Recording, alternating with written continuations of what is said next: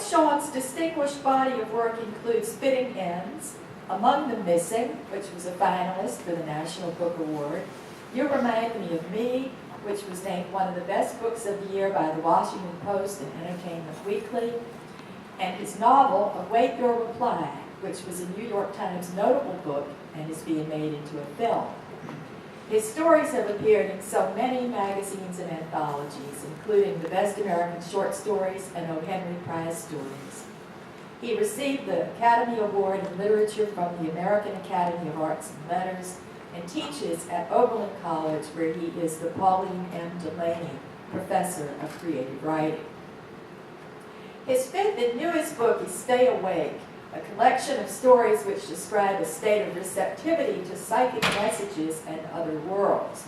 My students have read the stories, and we've had wonderful discussions about the way characters erase their pasts, or don't manage to erase their pasts, confront danger and tragedy, and live in the aftermath of terrible losses. Oh, and Dan, I wanted to let you know, the students did a really cool promotional stunt for Stay Awake, which was to put packets of coffee with the event information all over campus. Did any of you happen to see those packets or pick one up? I think they just got snapped up. Well, in The Bees, the first story in the book, a man who is a husband and father grieves for a wife and son he abandoned in his youth, a family he keeps secret from his current family. To Psychic Underworld features a widower who finds random notes and lists and tries to make sense of them in a world where there seems only to be suffering. In St. Dismas, a man kidnaps, then abandons his ex-girlfriend's child, leaving the boy alone in the house in a small Nebraska town where the man himself grew up. The stories have many, many dimensions. In an interview, Professor Chaon remarked, "I would say that all short stories have mystery naturally built into them." Moreover, his stories are often funny, and this blend of comedy and suffering has won an eager and devoted readership. In a Dan Chaon story, when someone says, it's a complicated response. Has never meant so much. His distinctive voice, compressed handling of events, and depth of character development mark each of these haunting stories. Superbly disquieting, says the New York Times Book Review. The Cleveland Plain Dealer calls it mesmerizing, gripping, masterful fiction. An interviewer hails the inky, murderous glee running throughout the book. After the reading, Professor Chaon will sign books which are available for sale thanks to the University Bookstore. And tomorrow he'll be interviewed by 3 of our MFA students, Damian Jerry, Sarah Slack, and Jonathan Vowell. And that will be at 10:30 a.m. in Patterson 456. There will be, for students, a fiction workshop at 12 noon. Please welcome Dan Chaon.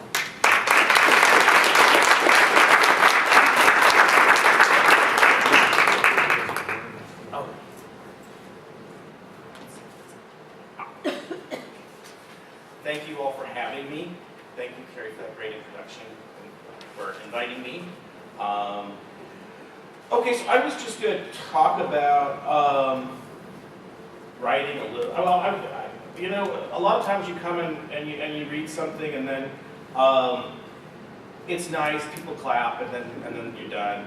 But I've started to think that I might use these events to kind of run by some new stuff that I'm working on, and just see how it feels to read it aloud, and then I can ask you what I can do to make it better, or if you have ideas for plot points that could be added. Or, you know, if you should think I should just throw stuff away. I wanted to talk a little bit about trying to put a story together. And a lot of times what I start with is just a title, and then I try to figure out a story that goes along with the title. So about about a year ago, I got a boarding pass from an airline, and on the back of the boarding pass it said, "Please retain this stub as evidence of your journey," which is the weirdest thing. It's just like that. All the words in that are weird. Stub, who uses the word stub? Evidence, which is a creepy word, and journey, which is sort of like magical and fantastical. So I like the way that, and retain. Retain is really a weird word. So I thought, okay, this is a great title for a story. And I'm going to write a story called "Please Retain This Stub as Evidence of Your Journey." Please retain this stub as evidence of your journey. It had been raining since they arrived in Jamaica. For the third day in a row, Malone and his son sat in their cabin and peered down toward the beach. The afternoon sky was dark and the ocean was veiled. They could hear the steady pop and rattle of the driving rain against the metal roof, as if someone were steadily scattering handfuls of marbles above them. It was also cold. No one had thought to bring long pants or sweaters, and so they walked through the rooms of their cabin draped in the bedspreads, wearing them like capes and robes. At night, they all three got into Malone's double bed and sat there under the covers, reading while the cabin creaked and shuddered in the wind. It was the first time Malone and the boys had left home since his wife disappeared.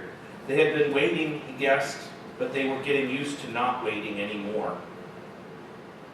That's as far as I got with that one. Please retain this stub as evidence of your journey. It's 3 in the morning and I'm talking to my brother's psychiatrist. If he should try to contact you, the lady says, you have to understand that he is dangerous to himself and others. I want to give you a number that you can call if you hear from him. This is extraordinarily serious, she says. Do you have a pencil or pen? She says. My brother is sitting on the couch while I'm talking to her, and I'm watching as he takes off his shoes and socks. He rubs his bare feet. Who is that? He says. Nobody, I say. A girl that likes me? Oh, he says, and relaxes. Please retain this stub as evidence of your journey. This is the 4th try. Late afternoon, snow falling. I stood at the 3rd floor window of my sister's house and looked out on the slope of the neighbor's roof. On the shingles lay a mummified newspaper, still rolled and rubber banded but slowly decaying. I thought of the paper boy tossing it from somewhere down on the sidewalk. You'd have to be a remarkably bad pitcher to land the paper up on the roof, I thought. Or maybe he threw it up there deliberately. The little shit. I wonder where my sister was. Probably on a beach somewhere, I thought, in Florida, or maybe even one of those Mexican tourist destinations like Cancun, maybe the Caribbean. When I first got here and broke into her house, I thought she was probably just at work, but now that a few days have passed, I have to assume that she's on vacation. Perhaps she's traveling for business. In any case, there's no indication, no note of house-sitting instructions on the kitchen table, no forwarding number on the answering machine, no explanation of where she has gone off to. Of course, partially it's my fault since I hadn't contacted her before I arrived. I did consider it, frequently in fact, as I was driving across the country toward the town where she lived. I would pause at gas stations or rest areas and consider the payphones that were lined up expectantly. I would get the index card with her address and phone number out of my wallet and unfold it and consider. What would Jamie say if I called, I wondered? Would she say, come on over, Lou, I'm making a turkey and airing out the guest room? I kind of doubted it. I had been, shall we say, institutionalized for the past 7.5 years, and I decided it would probably be better to simply show up on her porch with my little overnight suitcase and take my chances that she would feel guilty enough to let me in the door. I didn't think about what I would do if she wasn't home, if she never came home, no way to exactly ask anyone.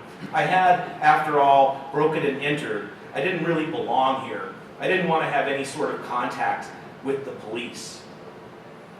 All right. I didn't know what to do next. So then I went back to the other one. It's 3 in the morning.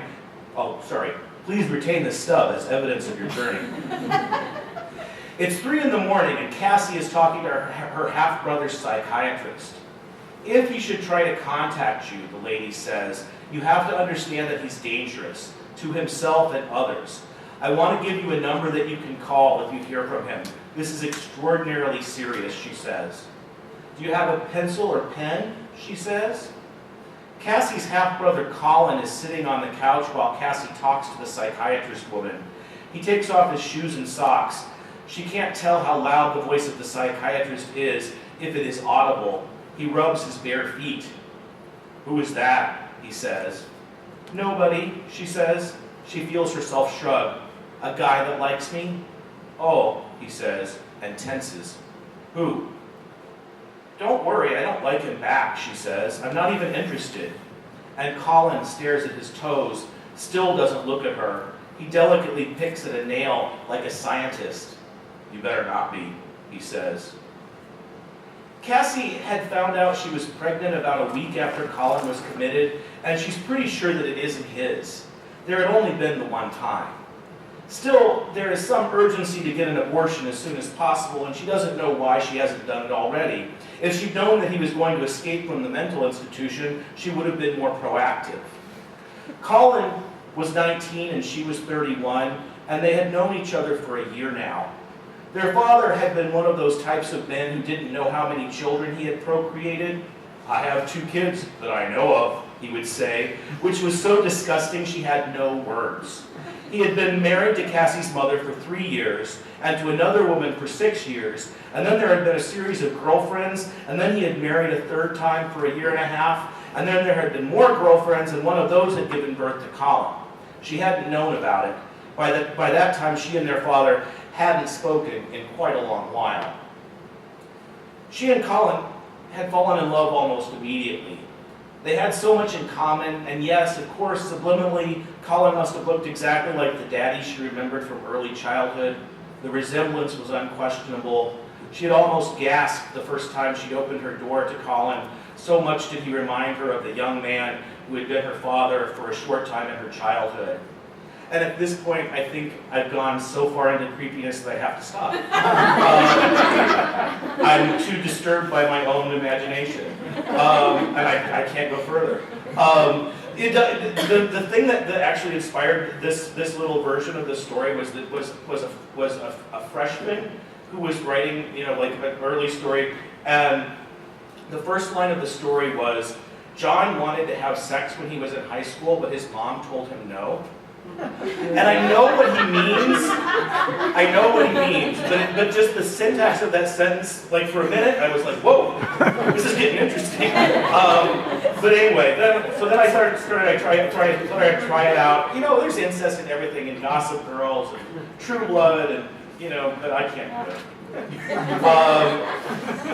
Please retain this stub as evidence of your journey. And this starts with a quote that I found that I liked. Matter is neither inert nor insensitive. Not only is it sensitive, it is also endowed with memory.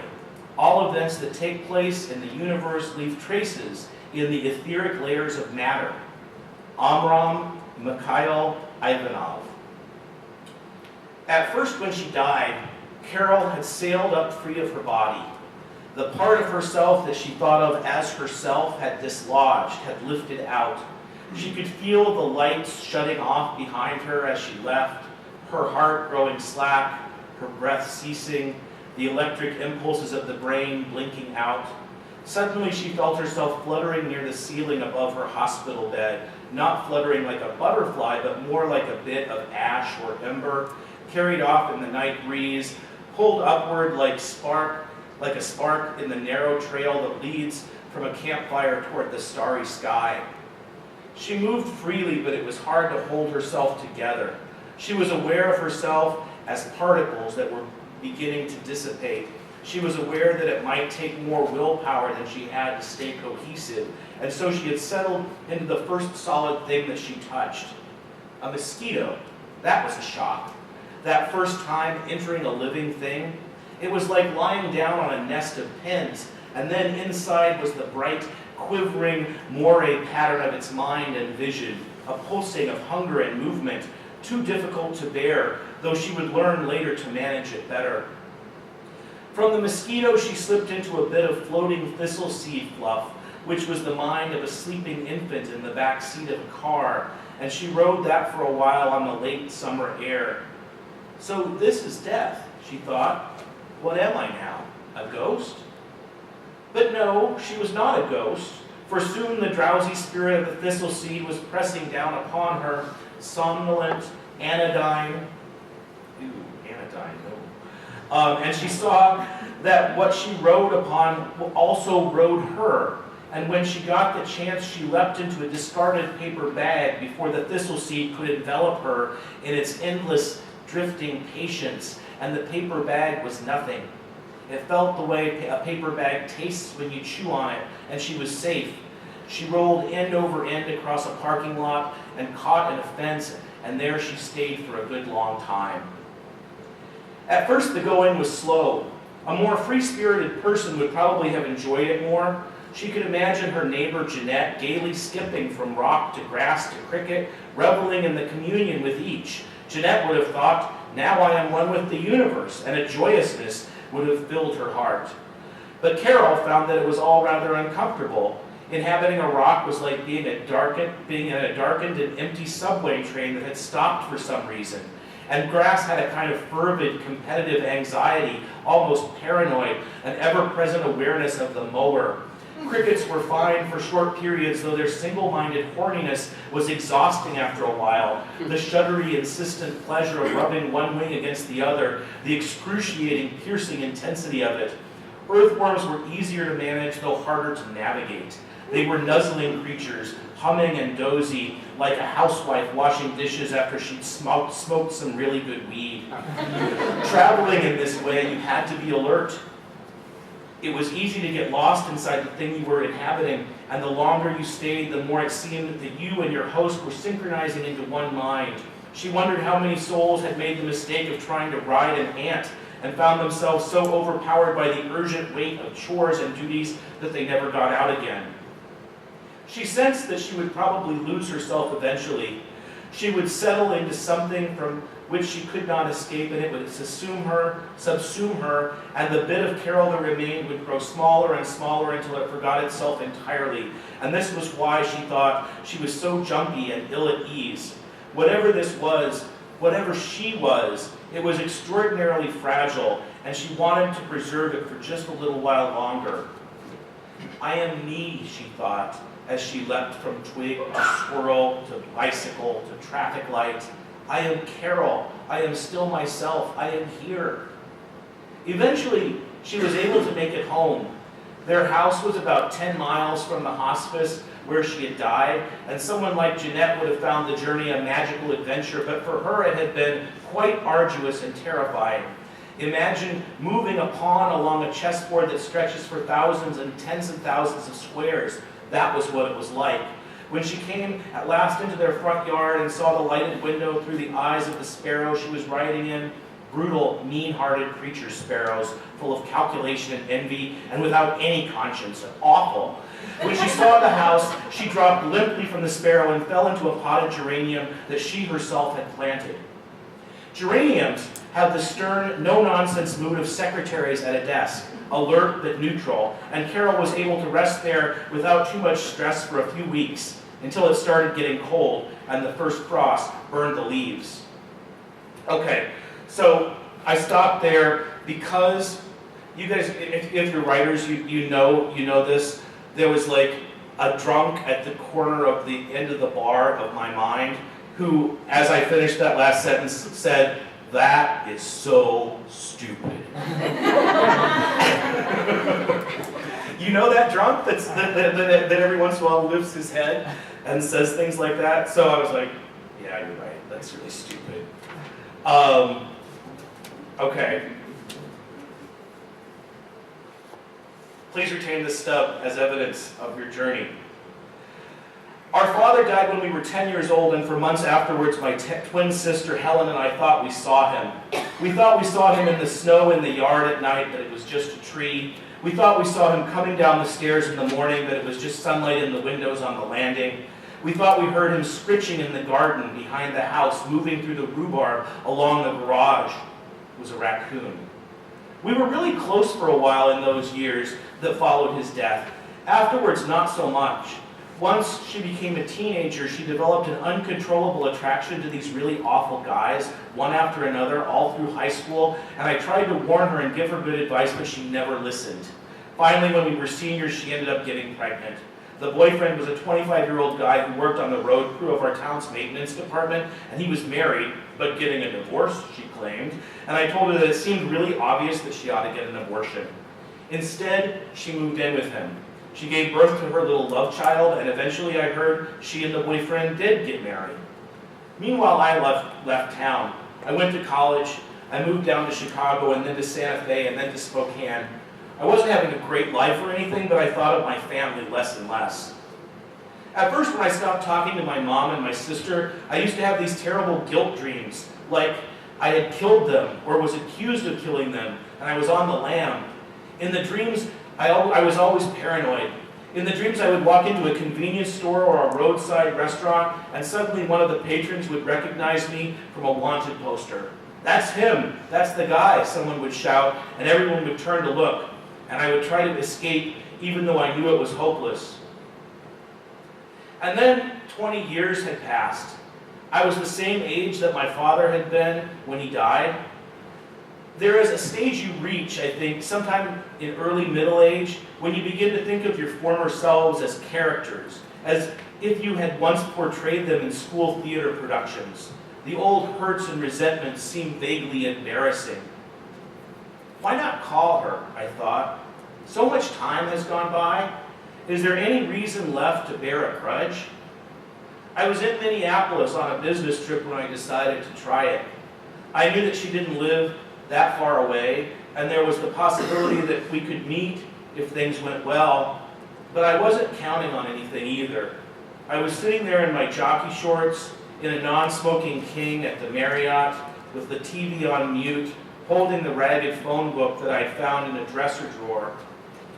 When someone picked up the phone, I wasn't sure if it was my sister's voice. "Hello?"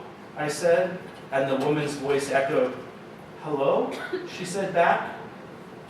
"I'm trying to reach Helen," I said, and then the line grew so silent that for a second I thought she might have hung up. "Helen?" I said, and at last I heard her breath shiver. "Dad?" she whispered, her voice trembling like a woman who had finally seen a real ghost. "Daddy?" she said. All right, so that one, I finally feel like I finished the story, and I sent it to somebody, and they were like, "Yeah, I definitely want to publish this, except what does the title mean? Can we cut the title?" All right, so then I wrote a poem. "Please retain this stub as evidence of your journey." And the poem is sort of based on, I sometimes just, like, because of when I'm stuck, I pray to the God of Google and hope that it will tell me things. And so I asked Google to tell me about all the ways that you can die in a plane crash. "Please retain this stub as evidence of your journey. 1. 10 to 20,000 starlings ingested into the engine. 2. Wind shear. 3. Attempting to penetrate a line of thunderstorms. 4. Not many pieces of wreckage larger than 3 feet long could be found. 5. Crew failed to extend the flaps and slats. 6. Excessive sink rate. 7. Carbon dioxide rendered crew unconscious. 8. Icing.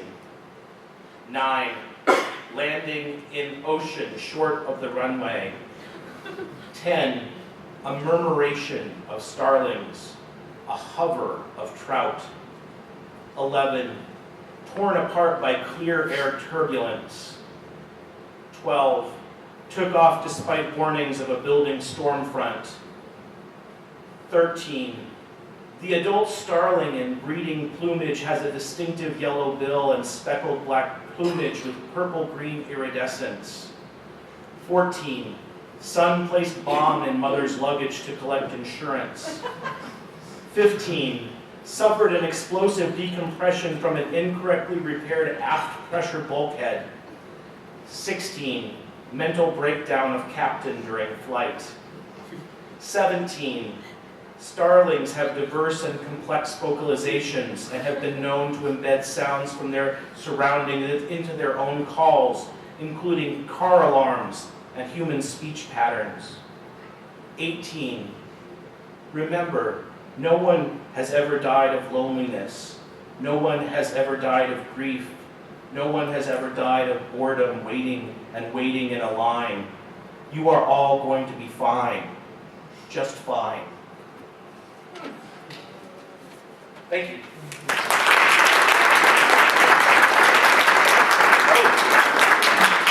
I guess I should, Carrie said that I should answer questions if you have them, but I'm happy to let you go free if you want.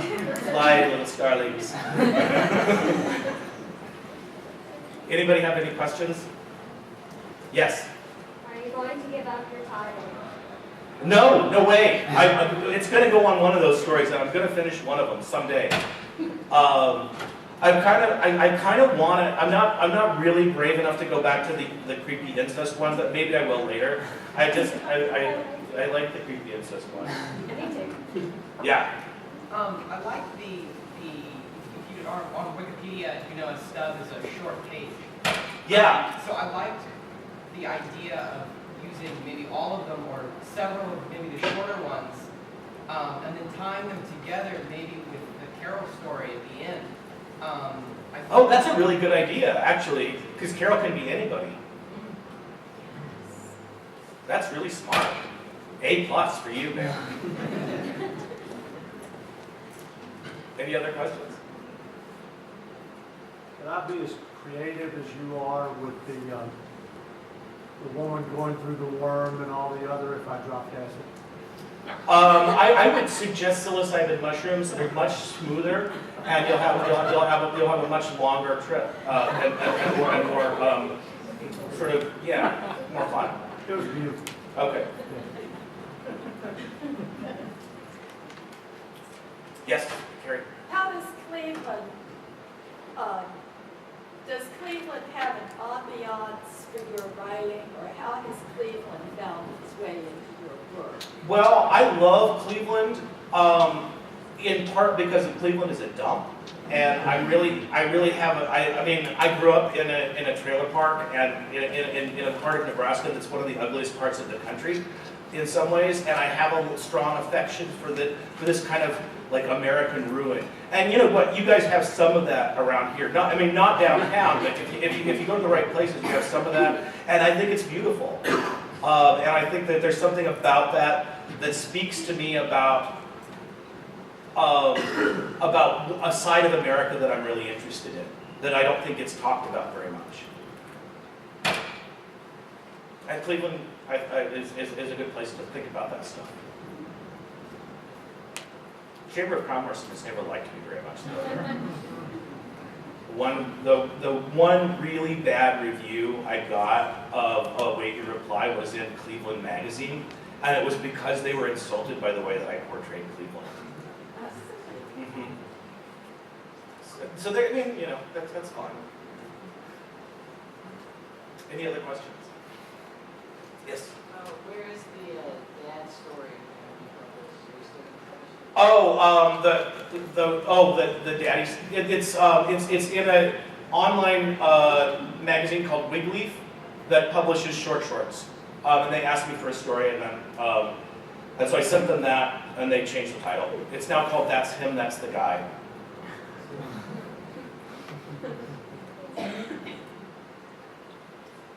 All right, thank you all. It was fun to get a chance to play this stuff.